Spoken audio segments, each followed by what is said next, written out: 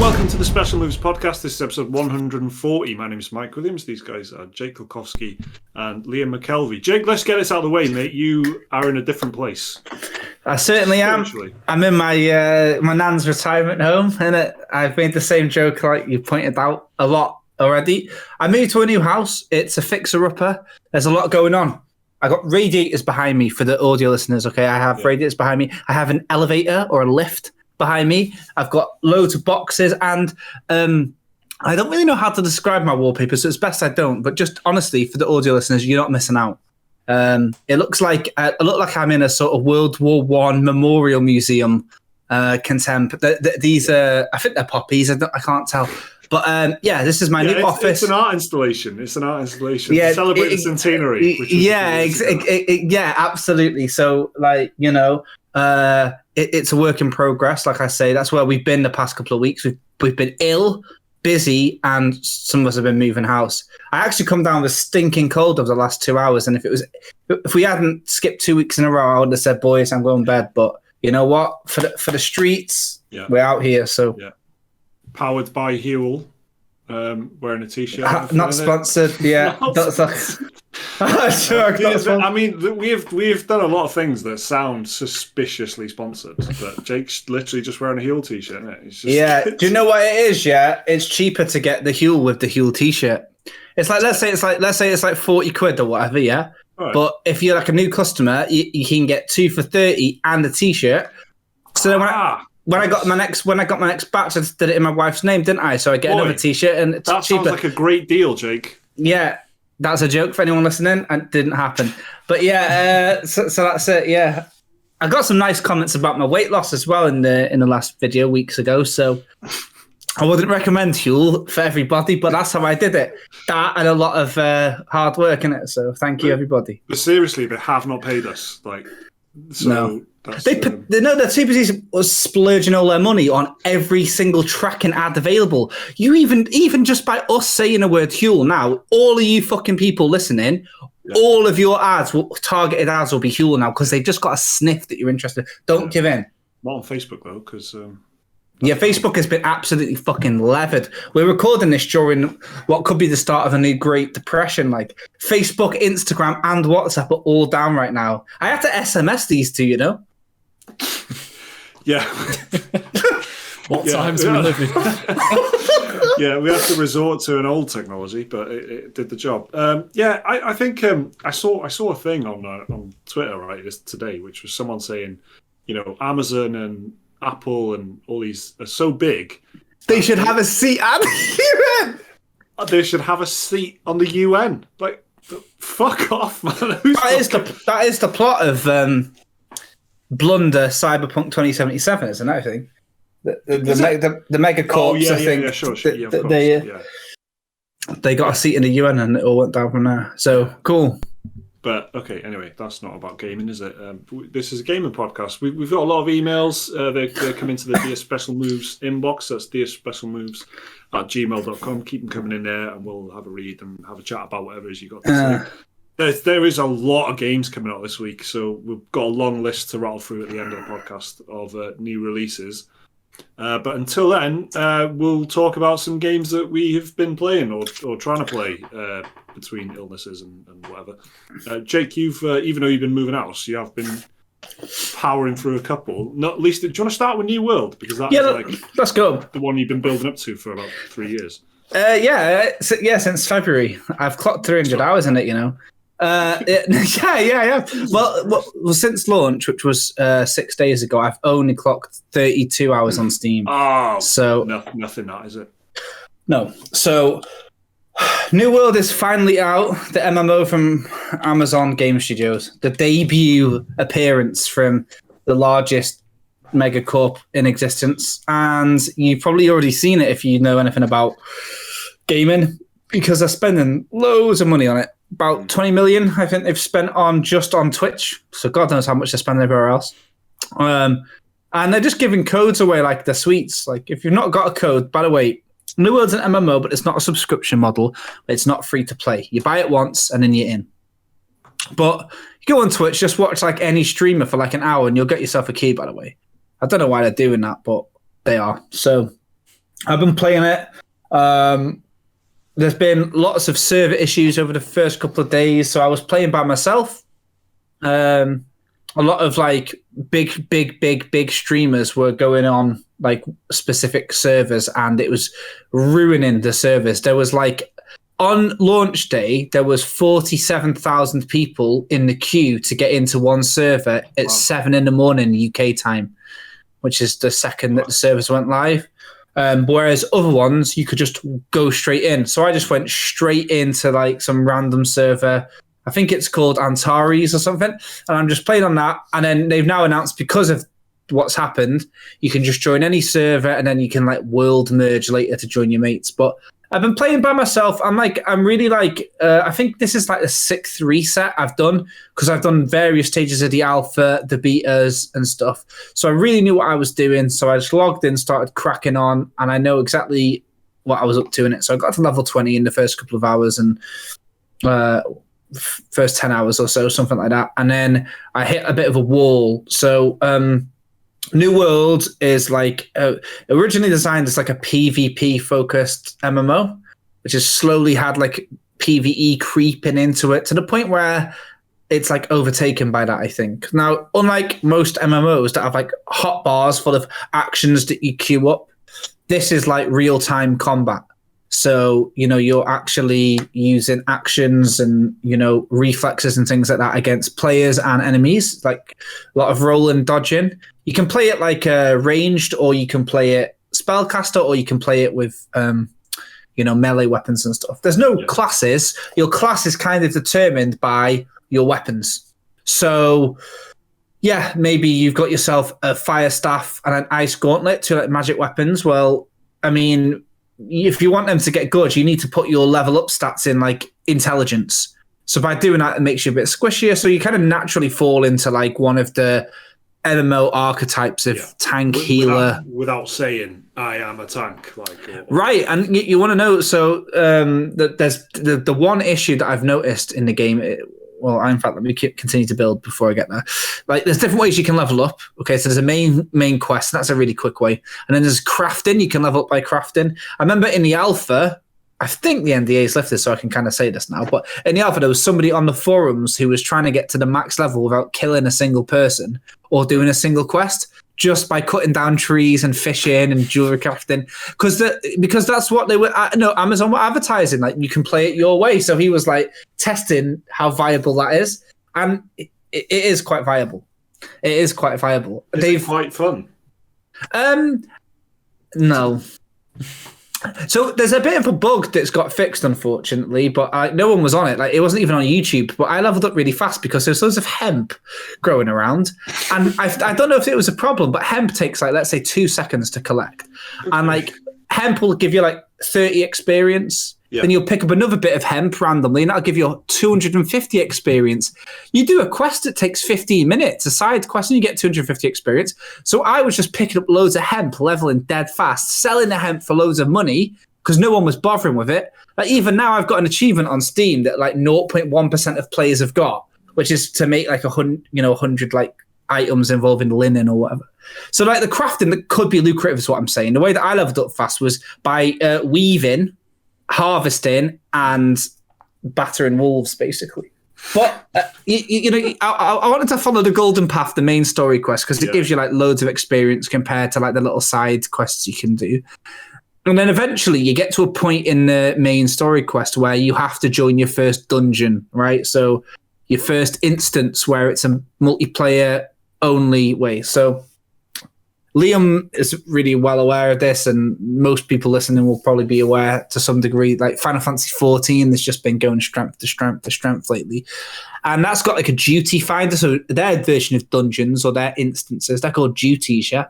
And you can just join with random people. You just press a button and it'll start searching. Like COD lobbies or Destiny, it'll search for players for you. Whereas with New World, that doesn't exist.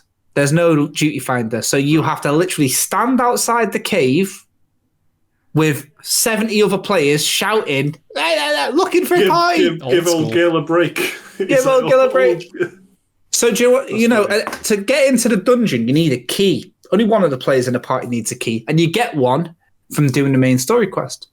So I said, right, looking for a party. You can use my key. So it's a 5-man party. We all joined.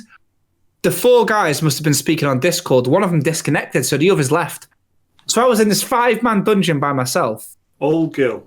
I had to leave, so old Gil left, and then that used up my key. So to get another key, right. I either have to start a whole nother quest line, which is like 5 hours. Bear in mind, like, you know, it only took me like 10 hours to get to this point or something. Or I can craft it, but I need to spend about another 5 hours crafting. So it's a bit stupid. Anyway, by the virtue of being there's 3 factions in the game. To make it easy, let's just say there are 3 colors. Purple, green, and yellow. Now, these factions is kind of what they're trying to base the game around. Okay, so just focus on the colors. You got purple, green, and yellow. Yeah. So if the purples own a territory, they get to set the taxes for the other colors. So when I go to town and I'm Weaver, I've got to pay 15% tax because the purples own it. So if I want the greens to own it, me and some other greens get together and we start a war, yeah? But can I ask you guys something, yeah? If you was about to start the game, you got to level 10 where you get to pick your color, purple, green, or yellow, and you look at the map, press the map open, you can see that all the territories are controlled by the perps, yeah? You're not joining green or yellow, are you? You're going to join the purples. No, I would. Yeah. So did I. Go with the underdog. Yeah, nice one, boys. That's why I like you. Naturally, but unfortunately, a bunch of little pricks have all done it. So our server is 80% purple. Yeah. That reminds me of like PlanetSide or something. You know what I mean? Like it is overwhelming numbers on one team. So exactly. So there's wars, but by the virtue of that, because I'm a minority as the Greens. Yeah. I'm a fast leveler, so I was like one of the top guys on the server. I had all the guild invites I could dream. So I just looked at what the best guild was. I just joined it. As soon as I did that, someone said, my name's Friendship on it, by the way. They're like, Friendship, do you want to join a party? Straight away in, because it's a nice name in it. People would want me around. Yeah. So that's it. So we got in and we did the quest together with strangers. The game was 100% better. What I'm trying to say, I'm going around the houses as usual to say some MMOs you can play by yourself. In fact, a lot of them these days can. I've got to end Walker of Final Fantasy 14 without speaking to a single person. And it's easy and it's fun and it's satisfying. New World, you're having fun, then suddenly you are so dependent on other people. As soon as you're playing with others, though, it's pushed me out my comfort zone. I have to play with this random guild called the Garbage Men or whatever. And they were all so fucking nice and we had a good time. The dungeon itself was about an hour long and it was just like, I'll tell you what, I'll be honest, Jay. It reminded me of when you and Liam was playing, what was it called? Dark Alliance. Oh, God. It was a massive map with just like random mobs and you just busting through there trying to get to the boss. There was no nuance to it or anything like that. At least that has the thing of being an MMO, you know what I mean? Like compared to... Yeah. I mean, by the way, the enemies did work in this. The enemies did actually work. Sure they did. But yeah, so, I mean, Forbes wrote an article and the headline said that the bare bones quests are almost a parody of an MMO. And that's kind of the sit. So it's fun. You do need to be playing with friends, though, yeah? And when you're faced with that compared to Final Fantasy 14, which is just an absolute blast, and the community is so welcoming. It's not toxic like New World. It's also much more established, isn't it? Is the sort of difference there, isn't it? And it's taken a long years time. in the making. True. But for New World, like it's starting off like fairly strong, but I think a lot of people are gonna. Well, it looks like the majority of people, when I check the achievement, I think only like 8% of players have completed that quest. Right. So many of them will be outside that cave looking for a party. And if you're not like the colour that your server... By the way, I told you that anecdote there about my server's 80% purple, blah, blah, blah. Well, whichever colour is the majority in any server, any of the 80 servers, that'll be the overwhelming majority everywhere because people just want to rush ahead.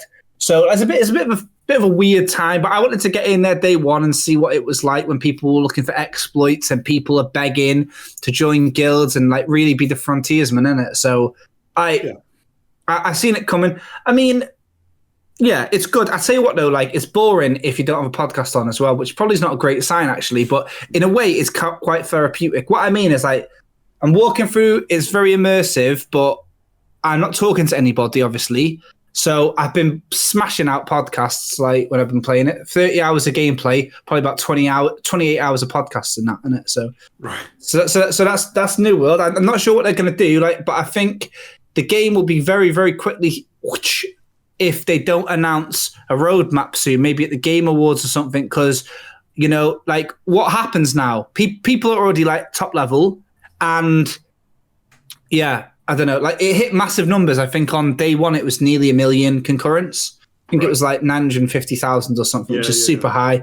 And then on Twitch, it was massive, but I'm just not sure what they're going to do now.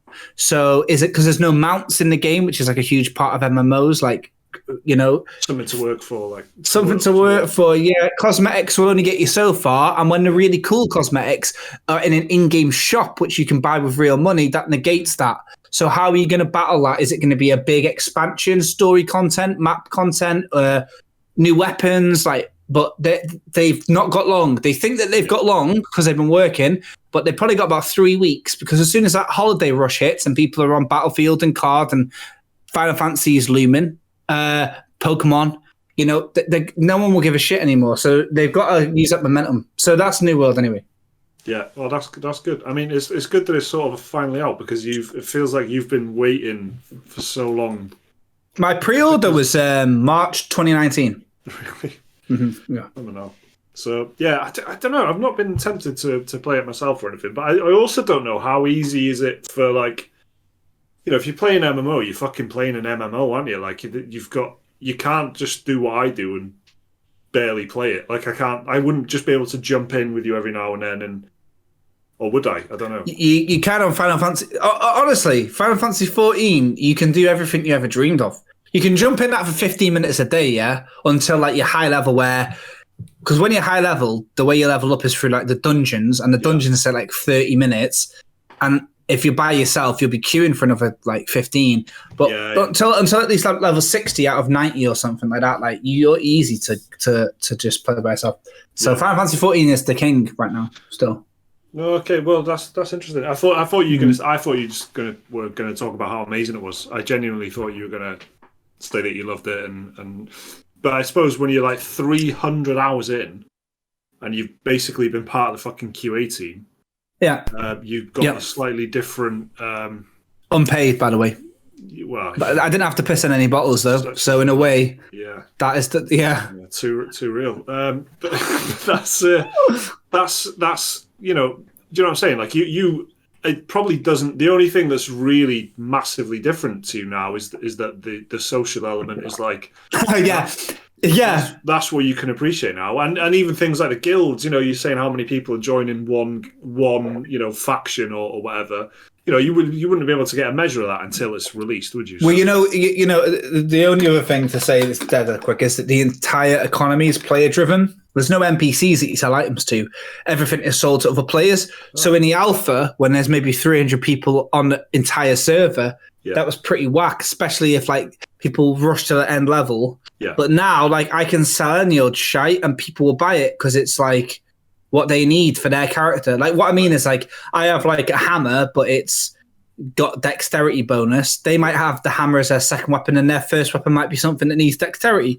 So kind of like Divinity Original Sin 2, how you've got your strength and your dex boosts. Like when you get a weapon and it'll be, the Warhammer of strength, and it'll be, so there'll be stuff like that. So that's cool. Because how does that work? Like literally though, is it more fucking old Gillen just hanging around saying, "Does anybody want to buy a hammer?"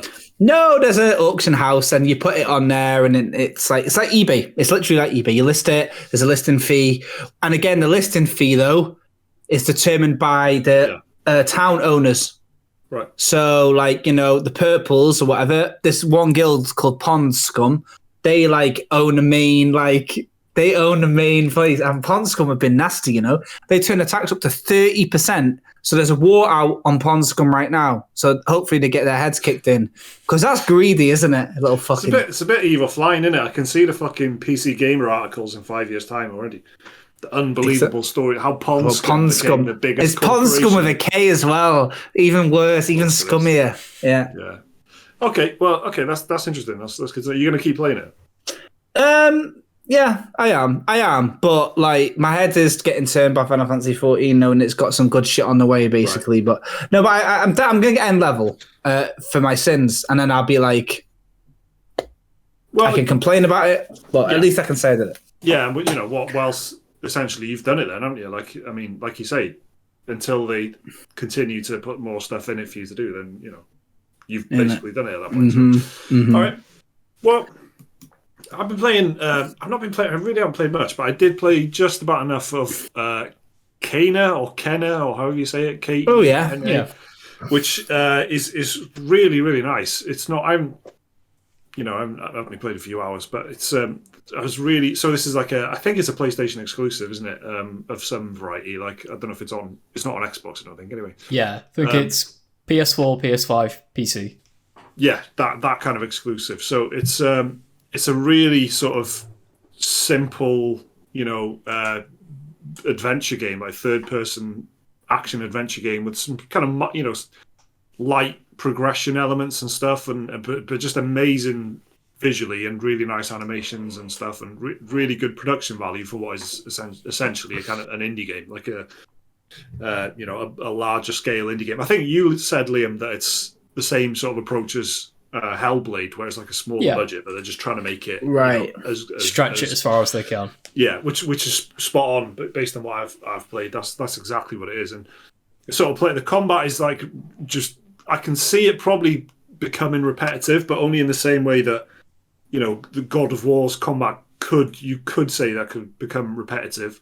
But look, it's a small game. Like, to me, in an open world, even Ghost of Tsushima, the combat and that is amazing, but that's going to get repetitive because you're doing it for 60 hours or whatever.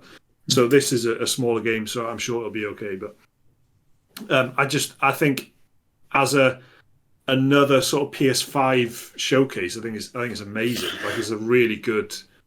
It looks game. Good. Yeah, it's fucking great, but in the way that I love as well, like where there's basically no UI and it just pops up when it's really needed and stuff, and it's not the screen isn't covered in like health bars and fucking mini maps and all that sort of shit, and really nice exploration, really cute, like sort of I don't know how you describe it, but there's like you just get a little mob of little things, little critters that follow you around. And the first time, I didn't know anything about this game. I didn't know anything about it when I started playing it, other than it looked nice and I wanted to play it. So I was surprised by this. But it sort of reminded me of like, do you remember that game? I think it was called Overlord, where you like commanded little goblins around to do shouts out Overlord, man. That was sick. It's a little bit like that in the way, or maybe even God of War again. I'm saying God of War because it is quite a close comparison in some ways, but. When you kind of you're just tapping square and then Atreus is like shooting an arrow off and whatever. So there's like this, little band of helpers. But like Ni no Kuni 2 does that. Yeah, that's it. Yeah, so it's sort of a puzzle solving element as well, which again, all this is really quite light. Like you're never there like scratching your head, like figuring like how the hell am I going to get past this bit? It's very like frothy and sort of. Maybe like a Lego game or something in how complicated it is, but it's just quite satisfying and I'm really enjoying it, so I'm going to keep playing that. Oh, nice. So that's Kenna or Kenna. How the fuck? How do you say it? Kenna, I guess. Yeah. I don't know. It sounds like dog food either way, doesn't it? Like that's, you know what I mean? So, Kenna. Well, I played a game on PS5 that looks beautiful too. So did I. All right. Death Stranding. Yeah. Off the back of Far Cry, I got Far Cry 6 early, like a week early, and I'm playing it, and I'm just not liking it. Are we allowed to? Well, this goes out on Thursday. I think the game comes out then, doesn't it? So it's out on. It's out on. The game's out on Thursday, isn't it? Okay. Yeah, I think I'm people gonna get it. I'm just put. So before you say anything, I'm gonna get it. Okay. Right. Okay. So okay. I'm really looking forward to seeing what you got to say about it. Well, I'm not going to say much because I played the intro mission, which is like through a city at night, and it's just teaching you like the very basic aspects of Far Cry, like stealth, and climbing up ladders and running away from dictators. And then there's a little story. Punching animals in the face? Not at this point. Not at this point. And then something. And then there's a big cutscene, big bit of story. And then you wake up, basically you wake up on an island, and do you get Divinity Original Sin 2? Yeah. And you wake up on an island, and then it's kind of like, okay, go forth. And there's you got a phone that you use as your map, and you're literally pulling up your mobile phone, and it just, I'll tell you what it was. Like, you start off on this beach, and then you start going into this little place full of mountains, and I'm fucking sitting there, just going, I don't know, man. And then I go over some. That is what I'm like, in every game I play. I just go, I don't know, man. And then certain ones, I'm like, this is actually really good. Yeah, right. So I promise you, this sounds like I'm doing a little funny bit, but I'm not. I'm being deadly serious. I climbed over a rock, and my character stumbled a bit, and I went, do you know what's got good stumbling over rocks? Death Stranding. And I remembered, actually, that Death Stranding Director's Cut came out when I was moving house and I had no internet. And it's a $5 to upgrade. And I've got the disc, though, so I didn't know if I would have had to pay the full whack. But no, fair enough, it did it. So, got it installed, jumped over. And that's another thing about Far Cry. I thought, I'm tired. I've been doing a lot of moving and lifting and stuff. Maybe I'm just not... I'm grumpy. Far Cry is making me grumpy, and I should be grateful. People are going to be paying for this. People are going to be excited for it. I haven't paid a penny. I'm enjoying it. I'm liking it. But I'm not. I'm just really not. And I thought maybe I just not in the mood to play video games. So whatever. I put on Death Stranding 4 hours later. Amazing. I'm in it. I'm just, and I played it before. It's so story heavy, and I played it before. But I'm like, tell me, Del Toro, go on. What you got to say about the BB and that? Like, honestly, Death Stranding, and I got a new telly. I just installed some Venetian blinds. So I got the darkness. I got the HDR now. Yeah, I got the 4K now. So I got a soundbar as well. So when Hideo Kojima's throwing sad indie rock at me, I'm feeling every bit. Yeah. And I'll tell you something. I get it even more than I got it, and I loved it the first time. Mate, I love that game. It's class in it. So I've did the same as you. So that's the Far Cry 6 review's over. We're talking about Death Stranding. Yeah. So I had the PS4 version. Started playing it a few months ago. Found out about this thing, upgrade thing, and then stopped. So I started it again. So I got the £5 upgrade, the digital upgrade thing, which is amazing. I think that as a baseline. Yeah, brilliant. Stop fucking around, and they did that with everything. Great, I'd be happy with that. Even if that means not getting the free ones, not getting the free upgrades as much, because there's this. Can I just tell you this the complete deviation, right? Can I tell you this theory? I was telling my dad about this the other day, right? Okay, Final Fantasy VII, yeah. Yeah. Final Fantasy VII remake, right? Liam's like, heard of it. Okay, so please, my knowledge isn't fucking amazing, so please just correct me at any point if I'm wrong about this, okay? But here's my understanding of the situation, right? Final Fantasy VII is released on PS4, digital games, about £50 or whatever it is. Mm-hmm. People buy that, great, right? The PS5 upgrade version is announced, yeah? Mm-hmm. Everyone who owns the PS4 version digitally or physically, you get the upgrade to the PS5 version for free, right? Yep.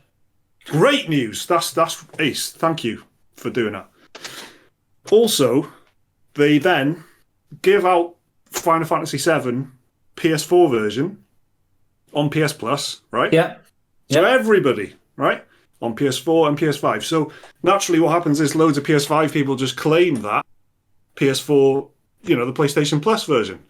Little caveat though, you don't get the upgrade for the PS Plus version. Okay, that's do you know what? That seems reasonable. That seems fine. Yeah. Do you know what else though? If you do get the PS Plus, if you do claim the PS Plus version, you're then blocked from buying the PS4 digital version, right? Yep. And if you could just buy the digital PS4 version, you would then get a cheaper PS5 upgrade of Final Fantasy VII. Do you see what I'm saying? Mm-hmm. So, but what they have done in a fucking genius and sneaky fucking move is given everybody Final Fantasy VII on PS4 and then just essentially blocked you from getting the cheaper the cheaper option to get in the PS5 version of the right, because that's like surely that's actually what's happened, isn't it? It's more. It's how shit Sony's online backend is. Conveniently shit in this case though. If you claim a game on PS Plus and then decide you want to buy it later down the line, you have to go through customer support and ask them to take the PS Plus version off your account. It's a whole thing. Yeah. But if you did that, you could get the kind of 60 FPS and the whatever upgraded resolution, upgraded visuals version by buying the PS4 version digitally, right? Do you see what I'm saying here? Yeah. Which is like 20 quid or something. But the PS5, full-on PS5 version is 50 quid discounted currently. Yeah. It's usually 70 quid. The thing with if you upgrade from the PS4 version of Final Fantasy VII, you don't get the Yuffie DLC, which is included if you buy the PS5 specific version. Which then is like a value question of like, is that worth the extra 20, 30 or the extra 20 quid or whatever. Anyway, I just thought. So Death Stranding for $5 is good. That's what I'm saying. Exactly. For a $5 and you get your 4K HDR. You get like new content as well. So it which felt I haven't encountered, or I don't know how you get the new content. Or I think it's a quest that you stumble upon a little bit later down the line, but you haven't. Played the original very far, to be honest, have you? No, I wouldn't know it, unless I've from what I've seen, it's like a bit silly. There's like a bit of silly stuff going on. Like there's a lot of like sitting on the back of a pair of legs or something, and like do you know what I mean? There's like a little robot power legs. Yeah, there's a little robot. Yeah, your legs. Yeah. The wrong trousers, I call them. Yeah, and they can follow you around like a dog and all that. And but anyway, so. It's so far it's really good. I've only played a couple of hours of that as well, but it's a completely different approach to like anything really, isn't it? But the only thing I don't like about it is the inventory management UI bits. Do you know what I mean? The little menu type bits where you're like unloading stuff and. Do you know what I mean? Like whenever it gets into a menu, I'm sort of like, oh yeah, I just have to press R1 and it just skips all that sort of thing. So when you just drop things off and that, you can just be like, get out of my way. And I do you know what I do love though? This is the saddest thing ever. My favourite part about Death Stranding is starting a new mission, opening the map, and plotting my route out with the little GPS system, and then making sure I just stick to it. I proper orienteering. I thrive off it, I've put the markers off and stuff so that I have to open a map to see it because I was like, this is a bit like fucking Molyneux's Trail where it's just like a blue line and you're like, follow the blue line. But so I put that off and I'm actually enjoying it more having done that because I'm like trying to figure out my little, instead of just like following the line, I'm like following my nose a little bit in combination with the map. So that is a thing that I've for me anyways is makes it a little bit more enjoyable. I can't remember what quality of life stuff they've actually added. I think Liam, can you remember this? Did they have suggested routes on the original? Yeah, they did. Yeah. Oh, yeah. You could tell it to like auto plot you a route if you wanted to. Okay. No, I couldn't remember that, so I was just trying to figure out what it was that they were doing. But it's I haven't encountered any of the action-packed delivery missions that the director's cut is to bring, and I quite like that it's not action-packed. I quite like that. Like my joy is going, oh, that's Junji Ito, that guy right there, Sean, and she's left the room. That's what it's about for me. So. Okay, well, so that's Death Stranding, which is also still got it. Yeah, all right, let's do a couple of emails. If you want to send us an email, the address is dearspecialmoves@gmail.com. That's dearspecialmoves@gmail.com. Send us your opinions, your stories. If you agree with us or disagree with us about anything, just let us know. Give us a carefully worded email, and we'll read it out in the podcast, a bit like this. So this one is from...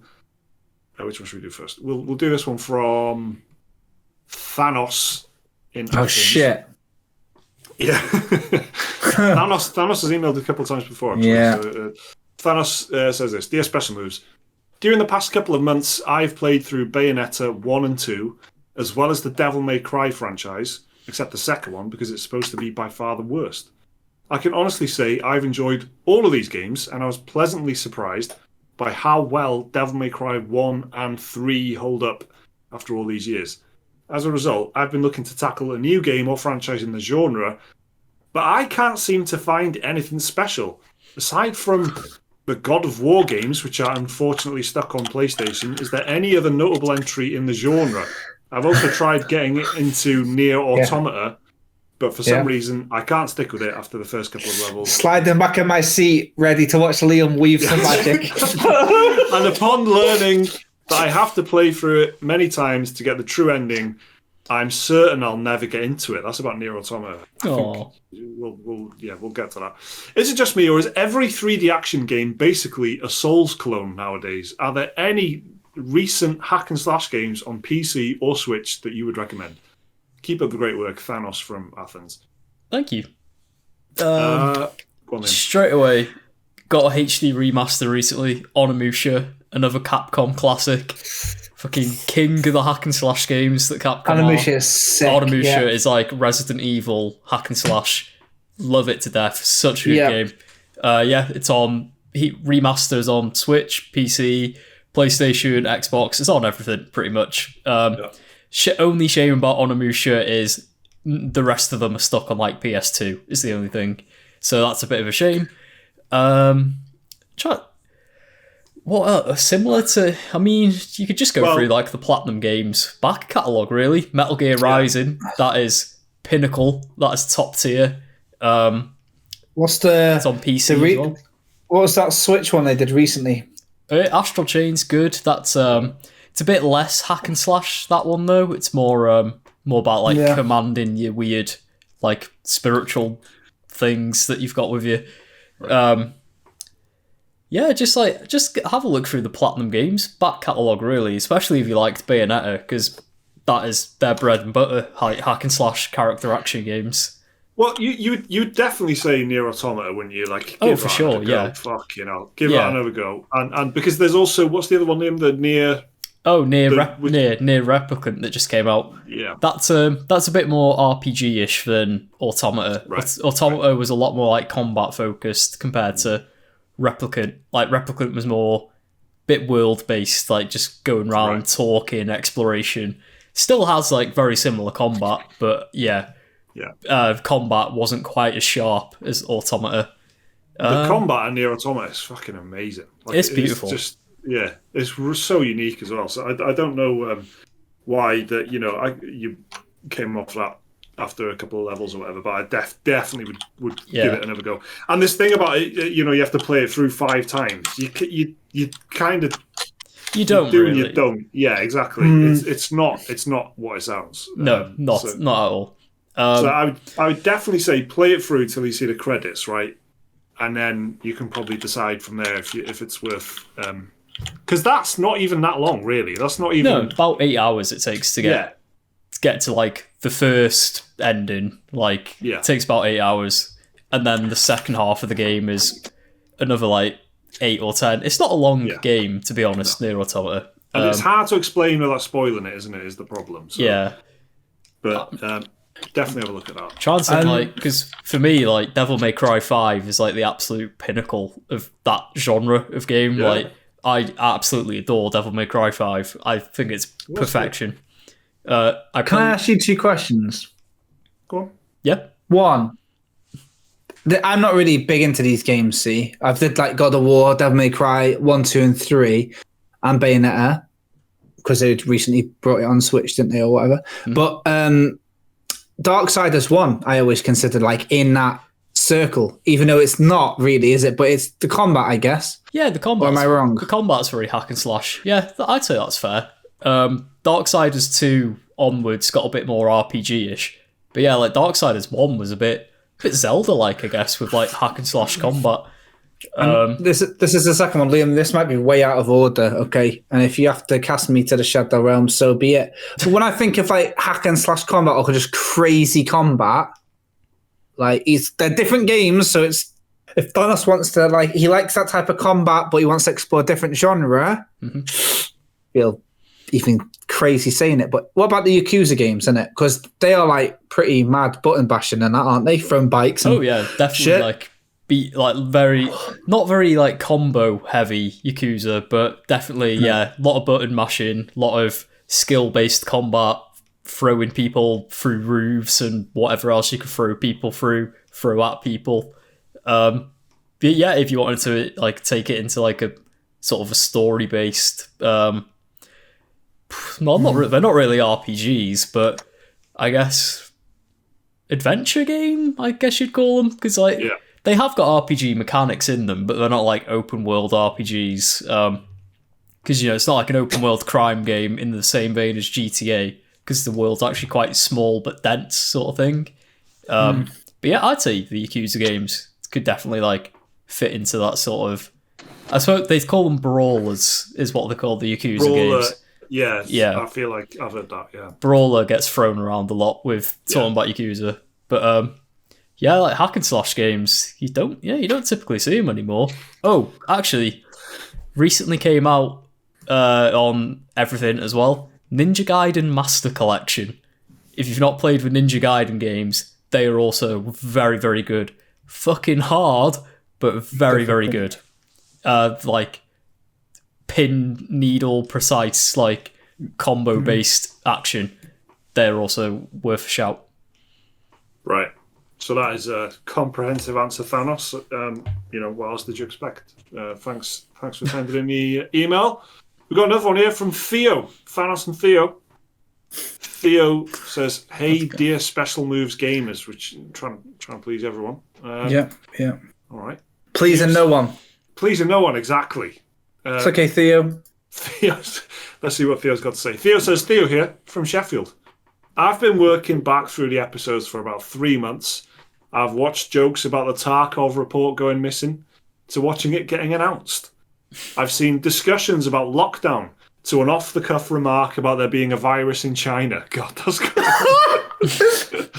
So he's working his way backwards through this. He's going backwards. Podcast. Hell yeah, baby. I'm back to episode 63, which is pretty incredible considering we're on episode 140 at the moment.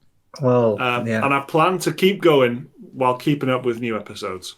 Nice one, man. Initially, the podcast inspired me to buy an Xbox Series S after a gaming hiatus, and I replayed such classics as Fallout 4 and Skyrim with updated frame rates. While I wait for new games to be given the update treatment, my Xbox is actually gathering dust as many new releases seem underwhelming to me. However, the gaming podcast and gaming in general is always fascinating to me, even when I go extended periods without actually playing any games, as I am currently. And I will always find myself wanting to keep up with the latest news, as well as YouTube nostalgia videos. What do you think it is that's so enduring and captivating about games in general? And what exactly is it that keeps gamers hooked for decades, while many other hobbies are long since abandoned for good? All the best. Continuing the podcast. Theo Goodman. Thanks, Theo. It's a good email. Nice one. Nice one, Theo. Wow. I guess it's just like, I don't know, hobbies like watching films and TV and listening to music don't ever really die out, do they? No, People.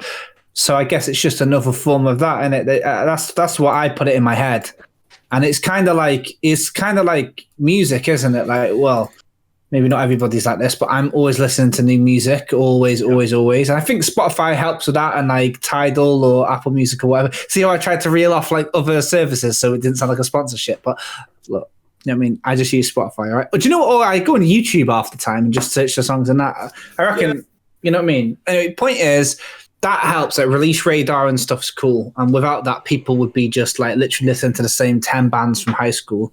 Not that I'm judging that, but I'm just saying more people I know around here where I live compared to not listen to the same bands I listened to in high school. And I think when you're listening to new music, you're listening to a lot of stuff that's good, some stuff that's bad. And when you hear something great, it's dead exciting. And I think that's what like gaming's like, but with higher stakes because it's expensive.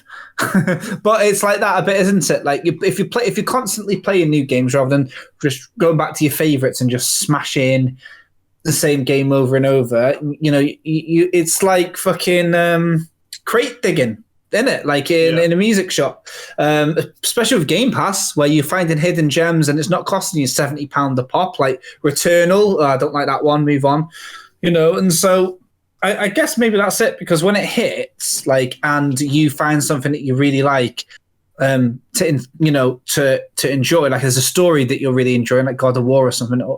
It's interactive, so you're experiencing it in like a way that you don't experience music and films. You're experiencing it in a way like Dark Souls and stuff. That's like a whole new thing. So maybe it's something to do with that. I think I can relate to Theo a bit more than most people are right in, to be honest, because I'm awful for this. I think I probably enjoy the thought of playing games and buying games more than I do actually playing games. I don't know how to explain it better than that, really. But I do, I think about games. I don't actually. To be completely honest, the amount of actual watching, YouTubers and listening to podcasts and stuff, that's just gone for me for some reason. Maybe it's because I'm doing the podcast myself, and maybe, I don't know, maybe it's just some like weird mental thing. But I still like. I still follow like a few gaming people on Twitter and stuff, and I still have a look at Eurogamer at lunchtime if I've got 5 minutes in work and things like that. And obviously chatting more than anything, though, chatting about it with you two, innit? So in the WhatsApp and stuff, and do you know what I mean? Like that. Yeah. And I enjoy that act of like just talking about games more than playing them. I don't know how else to put it, but I can probably relate pretty strongly to Theo there. But I think it's maybe because it is unlike, movies and music and stuff.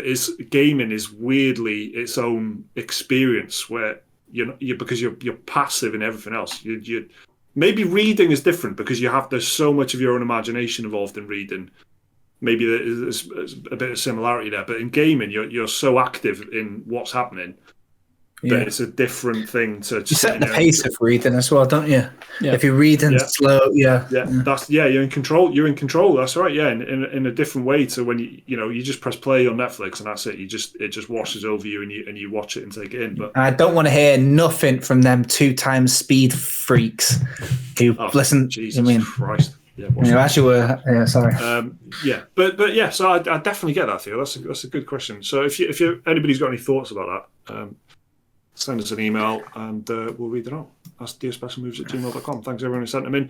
Okay, so as we said at the beginning of the podcast, we actually have loads of shit to get through.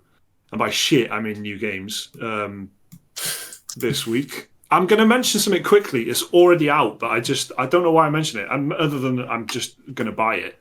The Outer Wilds DLC is out and sounds really good.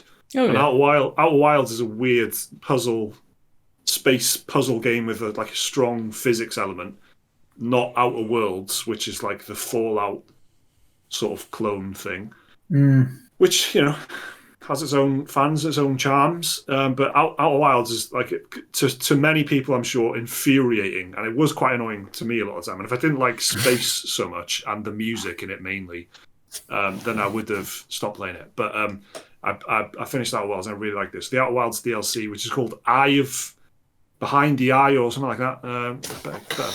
Outer Wilds Eye. This is something I should have done. Echoes of the Eye. Nice. There we go. It's as if we prepare this podcast. Echoes of the Eye. Yeah. So I'm going to get that, which it came out a few days ago. Okay. So I'm excited about that. Hell yeah. But other than that, this week on the 5th of October.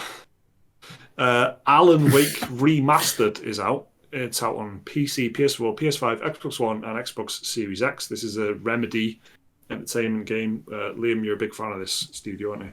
I am. Big fan of this studio. Big fan of this game. As far as I remember, they've just taken the game, made it look nicer, got some nicer character models, some better lighting, better textures, better frame rate, DLC included. It's your pretty bog standard, definitive edition style package, from what I can remember. Yeah. Not out on the Switch though. Kind of noticed that, but yeah. Do you know what? That's interesting. Good. Yeah. That'd be a good on a Switch, wouldn't it? You would think. You could have done like a Ni no Kuni remastered, where you had the remastered version on like PlayStation and the original one on Switch. Because I don't see why it couldn't have run on Switch. It was a 360 game originally. I tell you what, I played Ni no Kuni on the Switch. It looks great. I don't know what the hell. The OG Ni no Kuni. It looks so good. It's amazing. I didn't even realize it wasn't a blimmin' HD remaster or whatever. But so there we go. So that's it. I'm definitely getting this. I'm definitely getting Alan Wake remaster. No, it's a fantastic game if you've never played it. No, I've just lightly got into it. I think it was this year on Xbox it was on Game Pass. It was on Game Pass for a while, and I really, really enjoyed what I played, but I just didn't. And that was like after I was playing Control, the same studio made Control, and I absolutely love Control. So, I'm definitely going to play this, and I'll finish it for the first time. So, also the same day, Hell Let Loose is out on PS5 and Xbox Series X, which we've played. I think. Is it a World War II one? It is. It's a really big World War II shooter. It was like... Didn't we try it and I hated it? That was a different one. I can't remember what that was called. What was that one then? Was that Onward? Was it called Onward? No. Oh, yeah, I know what you're on about. I know exactly what you're on about. And it was shit, wasn't it? This is like slow as hell. Enlisted? Like Enlisted, yeah. Good. I like the sound of that. That's the one.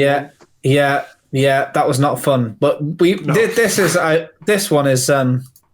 I played it came out ages ago, like in alpha or whatever, ages ago. I think I played it about last year. Yeah. I definitely did play it last year because it's Team 17 who are publishing it. And it's like a big team based. It's like Battlefield with probably about 5% of the budget, to be fair. Yeah. But the maps are big, and it's more about skulking through the hedgerows until the point of contact. There's a lot of these sort of games knocking around at the moment, and there were, they're not new. I mean, I don't know if either of you guys have played like Red Orchestra or something like that, where you basically get shot. If an enemy breathes on you, you die, and it is kind of fun in its own way. It's really, really slow, and playing those, like Red Orchestra. I think what was the? I'm thinking of like But that was I enjoyed what I played at that. What was that like? Tom Clancy 360. Oh, I'm thinking of Operation Flashpoint. I think like those types of games. More of like a military sim sort of thing. This is like borderline mil sim, but World War II. So World War II, yeah. But and on console, so you can just go on YouTube and have a look at what it's like on PC before you buy it. Isn't it? So the same day, this is still the 5th. It's big day. Jet. The Far Shore is out on PC, nice one. PS5. I've been looking forward to this as well. Some of the reviews I've seen have not been glowing, so I'm going to get it, I think, because it just looks like my cup of tea, but I might just leave it. The people who made it reached out to us to offer us a code, and I just didn't reply to them. Sorry about that. For fuck's sakes. Well, there we go. So next time you can hear the very apologetic version of Jeff. It seems all right. This doesn't it? It's one of them where it did its best when it was at arm's length and there was a lot of intrigue. But I think the closer we got to it, like the more I realised I wasn't as interested. And good observation. I think that's true for a lot of people, but it does look like the kind of shit that I really like. Cool. So I'm gonna get it, but it's a matter of time. Another one is pretty interesting.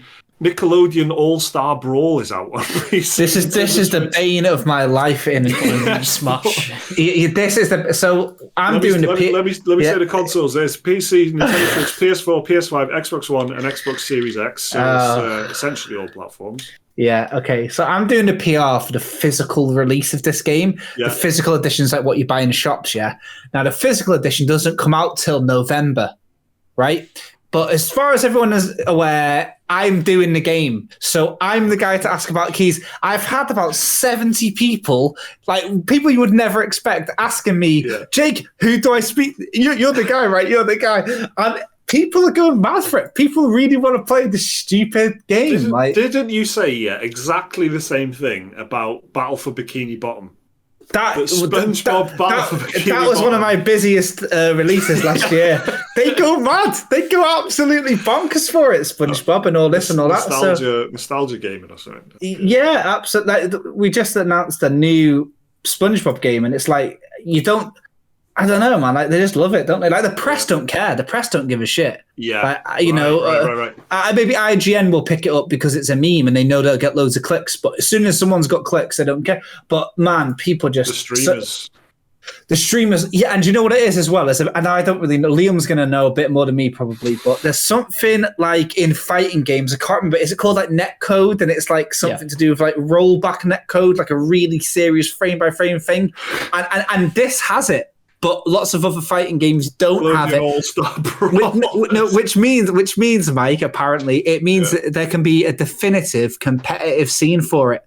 So people are really going mad about it. Yeah. So yeah, it does look like what's it called? Smash. Yeah, Smash Bros. Smash. Yeah. What's it called? What's that game called? Nintendo clearly not mentioned it enough over the past 4 years in every direct ever. The last ever Smash announcement is tomorrow, isn't it? Yeah, that's fuck for that. So that's happening. Super Monkey Ball Banana Mania is happening as well on PC, Nintendo Switch, PS4, PS5, Xbox One, Series X. I really used to like Super Monkey Ball. It was on the GameCube, wasn't it? Yeah.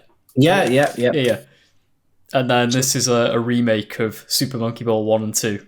Ah, is that what it is? Okay, that's cool. That's pretty good then. I'm sure this will get some love. I think there's isn't there some Super Monkey Ball thing on the Switch? Yeah, Banana Blitz. Banana Blitz HD Remaster, which was a Vita game originally. Because I played it on the Vita, because it was one of like 7 Vita games you could actually get. So I remember I think it got hammered in it. The reviews were like 5s and 6s out of 10. It wasn't a great one, Banana Blitz. This is like 8 out of 10s. The reviews came out, I think, today. Oh, nice. There's sort of classics in their own like, so so that's happening. Also, which is a bit of a weird one, Lego Marvel Superheroes is coming to Nintendo Switch, which is that seems weird. Like, is that Lego Marvel Superheroes? Which I believe is the first Marvel one. Yeah, the one that came out in like 2015 or something. Which was pretty good, if I remember. It was good, it was good. Didn't they give you like all the Manhattan, and you could just basically every fucking superhero under the sun? You could like 400 characters or something. Yeah, that was good. Actually. Yeah, they just gave you like the entirety of Manhattan, and you had every character to pick from. It was good.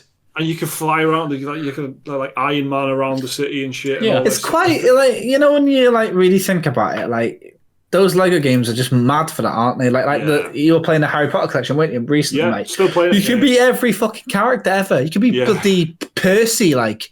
Do you know what I mean? You can be like 6 variations of the fucking guy. Like, exactly. Yeah. Okay, so that Tuesday is a very, very busy day. So then Far Cry 6, which we've already mentioned, that's coming on PC, PS4. The day of the pod, isn't it?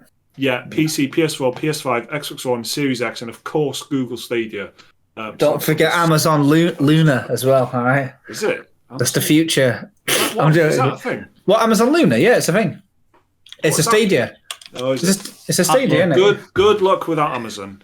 That's happening on the 7th, which I'm still, despite Jake's impression. Yeah, don't listen to me, guys. Honestly, like it's Far Cry. Like you know what I think about Ubisoft open world games. Yeah, for some reason, I think I'm in the mood for shooting something, right? And maybe the Battlefield beta is this weekend, so maybe that'll keep do me for now. But we'll see. Everything I've got installed on my PS5 at the moment is like a third-person adventure experience platforming thing. So I wouldn't mind shooting something in the head. So. So then Metroid Dread I'm a vegetarian, by the way. Metroid Dread is happening on the 8th. Yeah. On the 8th of October. This looks pretty fucking good. I'm looking forward to this. I love a bit of Metroid. This is a Nintendo Switch exclusive. So this is a new 2D. A new 2D Metroid, which the last one was Metroid Fusion on the Game Boy Advance in like 2003. That was the last 2D mainline Metroid game. God, I hope this is good. Yeah. I hope this is good. Metroid is one of the first games I ever played. I played it on the SNES. On the SNES? One of the first games I ever played, yeah. Proper dingy experience, that for me. I remember just feeling like it never felt like a map was so big and oppressive. Yeah. Like I was intimidated by I was confused and stuff, man. Yeah, shouts out to Metroid. But yeah, good music and sound and stuff, from what I remember. Yeah. Creepy. And then, Samus is a woman. The little twist at the end. I mean, very cool. So, yeah, like, Liam, are you in for this one? Oh, absolutely, 100%, yeah. I'm well in for Metroid. I reckon it'll be good. Like, it's interesting that they've just fucking gone balls out and just went, yeah, we're doing 2D. Yeah. Yeah. Good, really good call. It just suits the Switch, doesn't it? Yeah. Completely. It's a really good call. And then Tetris Effect Connected is out on Nintendo Switch, which I don't really know what this is. Is it just like 2-player? It's Tetris Effect with multiplayer. So you and a friend can vibe out together. Fucking hell. Half a pill each. Can't believe it. I can't believe it. Except you share the Joy-Con, don't you, instead? You just give them a Joy-Con and you're like, well, let's journey together. It's a capital joy for this one. Tetris Effect, believe the hype, actually. It is quite mad. Yeah, it is quite it's I think I can't remember another game where everyone in my house was sitting on the sofa dying for a turn. Yeah. Mummy, you've died now. My turn. Yeah, really? my little one was playing it, yeah. It fundamentally changes you as a person. No, honestly, it's great. Yeah, the neurons in your brain, DMT waves and shit. It's ace. It's properly good if you've not played it. And yeah. Put some okay. All right, that is a good full stop. Get a Switch, put some headphones on, turn all the lights off, or you've got a 4K telly with an amazing soundbar mic. That's also an amazing way to experience it. Yeah, I've never done it. Have you got any more announcements to announce there, Mike? No, well, I did mention quickly the Battlefield. I guess it's the pre-order sort of business, though, isn't it? Like if you've pre-ordered the game, you get access to the beta this weekend, which I'm going to do. Start. When's it go live for the Muggles? Like I'm a normal Muggle. I've not pre-ordered it or anything. Okay. I'll get you a key, I think. But it'll probably be the week after. It tends to be how it goes, doesn't it? Well, I was just going to say, and I mean, it's really a footnote on a footnote on a footnote, but the reason I assume the reason that Metroid Dread and Tetris Effect Connected come out on the 8th is because they're actually launch titles for the new Nintendo Switch, the Nintendo Switch OLED. Oh, yeah, the OLED one. So maybe, and I mean, like, to be fair, like, Tetris Effect on an OLED, I can see why they've done that. But yeah, I don't know. Everyone's a bit sore about it, and there's nothing really that exciting about it. But for posterity, in case anyone's traveling backwards through our podcasts in the year 2024, just to let you know, this was the week the OLED came out, isn't it? Keeping track of viruses and stuff emerging. So that was episode 140. Thanks everyone for listening and for watching. We're going to record the bonus podcast for patrons right now. If you support us on Patreon, you get access to a bonus podcast every time we sit down to do a podcast. We do what we do, a Midnight Mass. Probably, but James Bond. We saw Ghost in the Shell as a unit. Yeah, fuck. Yeah, that was good. Right. All right. Well, that's the bonus podcast. That's coming up as well for patrons. Please keep your emails coming into dearspecialmoves@gmail.com. Keep your comments coming into the comment section on YouTube and shit like that as well. That all helps. We'll see you soon. Bye. Bye.